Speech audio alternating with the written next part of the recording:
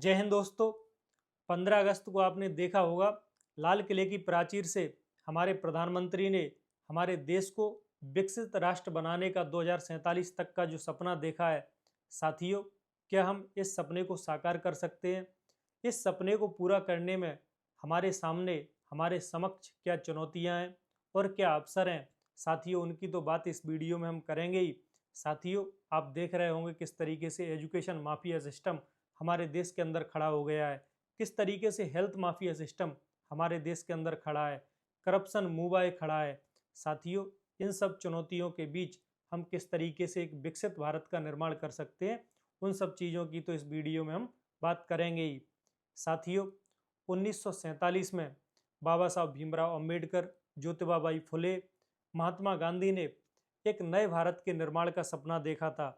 और महात्मा गांधी ने तो कई सभाओं में ये बात कही भी थी कि लाया हूं कश्ती तूफानों से निकाल कर, रखना है मेरे बच्चों इसको संभाल कर। पिछले 70 से 80 सालों में हम लोकतंत्र को बचाने में कहीं ना कहीं सफल तो रहे, लेकिन हमने वो आशातीत सफलताएं हासिल नहीं कर पाई जो हमारे पड़ोसी देश चाइना ने की। साथियों, चाइना हमारे साथ 1949 में आज़ाद हुआ और उसके बाद भी उसने अपने एजुकेशन सिस्टम में बहुत बड़ा सुधार किया। माओ से तुंग के नेतृत्व में 1949 में एक बड़ी क्रांति हुई चाइना के अंदर, और उस क्रांति के बाद साथियों उन्होंने अपने एजुकेशन सिस्टम में बड़ा बदलाव किया और वह अपनी शिक्षा के सिस्टम को, अपने एजुकेशन के सिस्टम को गांव तक ले जाने में सफल रहे। और हम साथियों अपनी शिक्षा को गांव से उठा लाए। हम साथियों अपनी शिक्षा को गांव तक पहुंचाने के बजाय हमने गांव को दोस्तों शिक्षा से वंचित ही कर दिया। ये बुनियादी जो अंतर हमने किया साथियों, इसी के वजह से हम जो है चाइना से पीछे रह गए और कहीं ना कहीं विकास की रेस में हम पिछड़ते चले गए। करप्शन एक बड़ा मुद्दा बन के उभरा, जिसकी बात हम आगे इस वीडियो में साथियों करेंगे ही। बदलते वैश्विक परिदृश्य में, चाहे वो आर्टिफिशियल इंटेलिजेंस हो, चाहे वो सेमीकंडक्टर्स हो, या हम रेयर अर्थ मिनरल्स की बात करें, या हम स्पेस टेक्नोलॉजी की बात करें, साथियों चाइना ने अमेरिका को कई गुना पीछे छोड़ दिया है। भारत तो उसकी रेस में कहीं आसपास भी नहीं टिकता। ये सब साथियों जो हो पाया है वो उसने जो गांव में अपनी शिक्षा पर काम किया, उसने अपने एजुकेशन सिस्टम पर जो काम किया, उसके वजह से हो पाया है। लेकिन दोस्तों, हमारे सामने विकसित भारत बनने में जो सबसे बड़ी चुनौती है वो हमारा एजुकेशन सिस्टम ही खड़ा है। साथियों, हम अपने एजुकेशन सिस्टम को आज भी वह मूलभूत सुविधाएं नहीं दे पाए जिनके वजह से साथियों हम उस विकास की धारा को पा सकें। आज़ादी के 80 साल बाद भी आज हमारे गांव के स्कूल जो है न्यूनतम सुविधाओं से वंचित हैं। साथियों, हमें कहीं ना कहीं अपने एजुकेशन इंफ्रास्ट्रक्चर में सुधार लाना पड़ेगा। हम पेपर लीक को नहीं रोक पा रहे। आपने अभी हाल ही में देखा होगा, नीट का पेपर लीक हुआ था जिसमें 21 बच्चों ने अपनी जान दी थी। साथियों, यदि हम पेपर लीक जैसी बुनियादी समस्याओं को यदि पार नहीं पा पाएंगे तो कैसे हम विकसित भारत का निर्माण कर पाएंगे? पिछले 10 साल में 150 से ज़्यादा पेपर लीक हुए हैं। एजुकेशन माफिया सिस्टम देश के सामने दानव बनकर खड़ा हुआ है। साथियों, आपने देखा होगा स्कूल संचालक मनमाने ढंग से फीस बढ़ाते हैं और वह मनमाने ढंग से जो है दुकानों को सेट कर कर कमीशन खोरी करते हैं। आपने देखा होगा जो है स्कूल की फीस तो बढ़ाई जाती है, इसके अलावा साथियों उनकी ड्रेस, उनकी किताब, उनके टाई बेल्ट तक पर कमीशन लिया जाता है। ऐसे में साथियों, क्या हमारी सरकारें, एजुकेशन सिस्टम जो है कोई नई नीतियां, कोई नया लॉ लेकर नहीं आ सकता जिससे इन पर नकेल कसी जा सके? शिक्षा के बाद हमें अपने देश की चिकित्सा व्यवस्था में भी आमूल चूल परिवर्तन करने होंगे यदि हमें अपने देश को विकसित राष्ट्र बनाना है। साथियों, आज भी हमारे देश में मातृत्व मृत्यु दर प्रति 1 लाख पर 93 है, जो कि कई विश्व के गरीब राष्ट्रों से ज़्यादा हैं। साथियों, हम जो है बच्चा और जच्चा दोनों को ही जन्म के समय बचा नहीं पा रहे हैं। हम ये प्रति 1 लाख माताओं पर 93 माताओं को जन्म के समय अतिरिक्त रक्त रिसाव के कारण खो देते हैं। साथियों, क्या हम इसमें सुधार नहीं कर सकते? ये बड़ा मुद्दा है देश के सामने। दोस्तों, सिजेरियन डिलीवरी एक जो है कमाई का धंधा बन चुका है। देश में लगभग एक आंकड़े के अनुसार 80% सिजेरियन डिलीवरी होती है। ऐसे में साथियों, यह एक बड़ा गोरख धंधा सामने निकल कर देश के आया है। इसके अलावा साथियों, आपने इंदौर की खबर सुनी होगी, एक बच्चे को जो है चूहे खुतर के खा गए। ऐसे में साथियों, यदि हम बुनियादी सुविधाएं नहीं दे सकते तो कैसे विकसित भारत का निर्माण करेंगे? आपने ये भी सुना होगा कि 2 दिन से डेड बच्चे को जो है ज़बरदस्ती वेंटिलेटर पर हॉस्पिटल रखे हुए है। साथियों, ये जो हेल्थ माफिया सिस्टम देश में पैरेलली चल रहा है, इस पर हमें नकेल कसनी होगी। किस तरीके से डॉक्टर मनमाने ढंग से फीस वसूलते हैं, किस तरीके से वो अनाप शनाप जाँचों को लिखते हैं। साथियों, इन पर हमें कोई नीति नियामक लाने होंगे। हमारे स्वास्थ्य मंत्री का तो पता ही नहीं रहता कि वो रहते कहाँ हैं, जबकि साथियों हमारे हेल्थ मिनिस्टर को जो है फील्ड में होना चाहिए। ऐसे में जब इनकी अकर्मण्यता को हमारी जेन जी और जेन अल्फा देखेंगे तो साथियों कहीं ना कहीं आंदोलन आपको देश के अंदर देखने को मिलेंगे ही मिलेंगे। करप्शन देश के सामने एक बड़ा मुद्दा बना हुआ है। साथियों, जिस भ्रष्टाचार का नारा देकर केंद्र में 2014 में मोदी सरकार आई थी, उसने आखिर भ्रष्टाचार पर कितना काम किया है और कितने कानून बनाए हैं, ये तो देश प्रश्न पूछ ही रहा है। साथियों, आप देख रहे होंगे देश के चाहे कोई भी इंस्टीट्यूशन हो, चाहे वो नगर निगम हो, चाहे वो पीडब्ल्यू हो, चाहे एविएशन मिनिस्ट्री हो, सभी में एक लीकेज की समस्या है। साथियों, जो पैसे सीवर के लिए आते हैं, आप देखते हैं कि सड़कों पे आपको खुले हुए गड्ढे मिल जाएंगे, पानी भरा हुआ मिल जाएगा, ऊबड़ खाबड़ सड़कें देखने को मिल जाएंगी। साथियों, ये जो लीकेज है वो देश के सामने एक बड़ी समस्या है। नए भारत के निर्माण में और विकसित भारत के निर्माण में एक जो सबसे बड़ी समस्या है, जिसकी ओर हमारे प्रधानमंत्री बार बार और गृह मंत्री ध्यान दिलाते रहते हैं, साथियों वो है 0.5 फ्रंट।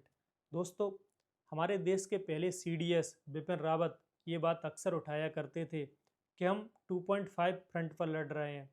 पहला फ्रंट तो उन्होंने चाइना को बताया, दूसरा फ्रंट साथियों उन्होंने पाकिस्तान को बताया, और जो आधा फ्रंट बताया 0.5 फ्रंट, वो हमारी इंटरनल सिक्योरिटी से रिलेटेड है।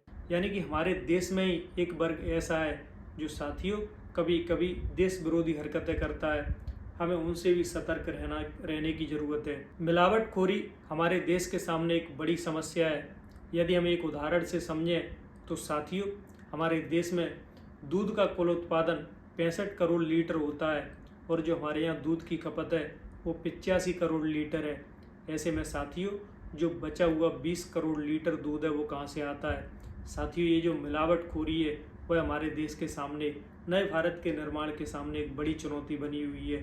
साथियों, जो लोग उस 20 करोड़ लीटर में यूरिया मिलाते हैं या हम कहें महाकोस मिलाते हैं, रिफाइंड मिलाते हैं, साथियों उन्हें ये शर्म नहीं आती कि किसी का बच्चा इस दूध को पिएगा, उसकी किडनी फेल हो जाएगी, 1-2 साल के मासूम का लिवर फेल हो जाएगा या उसको कैंसर हो जाएगी। साथियों, भारत विश्व में इकलौता ऐसा देश है जहाँ मिलावट होती है, खाने के पदार्थों में मिलावट होती है। साथियों, ऐसा करने वाला भारत अकेला देश है जो खाने की चीज़ों में भी मिलावट करता है। हमें साथियों मिलावटखोरी से भी निजात पाना होगा यदि 2047 तक विकसित राष्ट्र बनना है। जो बात प्रधानमंत्री ने लाल किले की प्राचीर से कही 15 अगस्त को कि हम 2047 तक हम विकसित भारत के लक्ष्य को प्राप्त कर लेंगे, लेकिन साथियों इसमें सबसे बड़ा रोड़ा तो डिजिटली कोलोनाइजेशन का है। हम साथियों आज डिजिटली कोलोनाइज्ड कंट्री बन गए हैं। हमारा कोई भी सोशल मीडिया प्लेटफॉर्म हमारा खुद का अपना नहीं है, चाहे वो मेटा हो, यूट्यूब हो, व्हाट्सएप हो, इंस्टाग्राम हो, फेसबुक हो। साथियों, सारे के सारे प्लेटफॉर्म्स विदेशी हैं, खासकर अमेरिकी हैं। ऐसे में साथियों हमारी जो इंटरनल सिक्योरिटी है वो कितनी महफूज है ये आप समझ सकते हैं। वह लोग कभी भी अपने एल्गोरिथम के थ्रू हमारे यहाँ देश विरोधी ताकतों को जो है बल दे सकते हैं और कभी भी किसी भी चीज़ को दबा सकते हैं। फॉर एग्जांपल साथियों, यदि कोई आंदोलन होता है, यदि वो कास्टिज्म पर होता है, यदि वो भाषा पर होता है, यदि वो क्षेत्रवाद पर होता है, साथियों NIA जो कि अमेरिका की एजेंसी है, वह कभी भी ऐसी चीज़ों को हवा दे सकती है और ऐसे उन्माद हमारे देश में बहुत ज़्यादा भड़क सकते हैं, चाहे वो भाषाई मुद्दे हों, चाहे वो जातिगत मुद्दे हों। ऐसे में साथियों सोशल मीडिया प्लेटफॉर्म का बदलते भारत के परिदृश्य में एक बड़ा रोल है। हमें ये भी देखना होगा कि हमें किसी भी तरीके से अपने सोशल मीडिया प्लेटफॉर्म खुद तैयार करने होंगे जिस तरीके से चाइना ने किए हैं। इसीलिए साथियों चाइना विकास की रेस में हमसे बहुत ज़्यादा आगे निकल गया है। हमें अपने टैक्स सिस्टम, गरीबी, भुखमरी, साथ ही साथ ब्यूरोक्रेटिक सिस्टम पर भी काम करना होगा। साथियों, हमारी ब्यूरोक्रेसी की मानसिकता आज भी कॉलोनियल बनी हुई है। औपनिवेशिक मानसिकता से वो लोग पीड़ित हैं। भ्रष्ट नौकरशाही और तानाशाह अफसरशाही साथियों देश के सामने एक बड़ी चुनौती बनी हुई है। हमें कहीं ना कहीं इन्हें जनता की मितव्ययी बनाना होगा। साथियों, यदि हम अवसरों की बात करें तो हमारे देश के सामने असीम संभावनाएं, असीम अवसर हैं। हमारी जो ये युवा आबादी है, जो जेन जी है और जो ये जेन अल्फ़ा है, साथियों आपको बता दें जेन जी जो 1997 के बाद पैदा हुए हैं और जेन अल्फ़ा जो 2012 के बाद पैदा हुए हैं, उन्हें हम जेन अल्फ़ा कहते हैं। तो साथियों, ये जो नई जनरेशन है, ये हमारे सामने एक बड़ा अवसर है। बस ये हमारे ऊपर बड़ी चुनौती है कि इस अवसर को हम कैसे बनाएं, किस तरीके से हम एक नए एजुकेशन सिस्टम के अंदर इनको ढाल लें और साथियों इनके अंदर स्किल्स की डेवलपमेंट करें। हमें इनको रट्टू तोता नहीं बनाना है। हमें साथियों स्किल इंडिया का सपना पूरा करने के लिए इनके अंदर स्किल्स को डेवलप करना होगा, तभी हम एक नए भारत का निर्माण कर सकते हैं। यह जो जनसंख्या है वो हमारे सामने एक बड़ा अवसर है, ये किसी भी देश के पास नहीं है। साथियों, आज हमारे युवाओं की संख्या देश में 60 से 70 करोड़ है, यानी कि 150 करोड़ में से 70 करोड़ युवा हैं। ऐसे में साथियों, हमारे पास नया भारत बनाने के लिए, नए भारत के निर्माण के लिए, 2047 तक विकसित भारत बनाने के लिए एक बड़ा मौका है। बस ज़रूरत है तो देश में सही नीतियों की और उन नीतियों के क्रियान्वयन की जो कि ब्यूरोक्रेसी करेगी। इसलिए साथियों, ब्यूरोक्रेसी का ईमानदार होना बहुत ज़रूरी है। फिलहाल साथियों, इस अंक में इतना ही। जय हिंद, जय भारत।